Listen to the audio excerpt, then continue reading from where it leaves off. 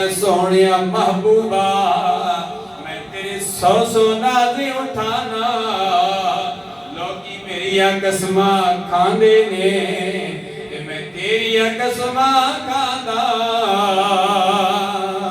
اللہ تبارک و تعالیٰ کو اپنے پیارے حبیب صلی اللہ علیہ وسلم سے اتنی محبت ہے مکہ المکرمہ میں اللہ کے پیارے حبیب صلی اللہ علیہ وسلم کی جلوہ کری ہوئی سرکار نے قدم رکھا اللہ تبارک و تعالیٰ نے مکہ المکرمہ کی قسم اٹھا دی یا الہ العالمین اس پیارے پیارے شہر کی کیوں قسمیں اٹھا رہا ہے یا الہ العالمین وجہ کیا ہے مقام منہ ہے مقام مزدلفہ ہے مقام عرفات ہے آب زمزم ہے یا الہ العالمین صفا مروہ کی پہاڑیاں ہیں فرمایا نہیں یہ سارے مقام اپنی جگہ پر متبرک ہیں لیکن میں قسم اس لیے اٹھا رہا ہوں کہ وَأَنْتَ حِلٌّ بِهَذَا الْبَلَدُ میرے پیارے حبیب صلی اللہ علیہ وسلم نے اس مکے میں قدم مبارک رکھا مکہ المکرمہ کی گلیوں نے میرے پیارے حبیب کے قدموں کو بوسے دیے ہیں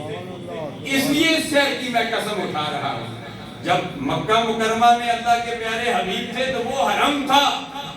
جب آپ مدینہ طیبہ تشریف لائے تو وہ بھی حرم ہو گیا اس لیے ہم کہتے ہیں حرمین شریفین یہ تسلیہ کہتی ہے حرمین شریفین بھی تسلیہ ہے شریف واحد کو کہتے ہیں شریفین دو کو کہتے ہیں اور شرفاء بہت سارے کو کہتے ہیں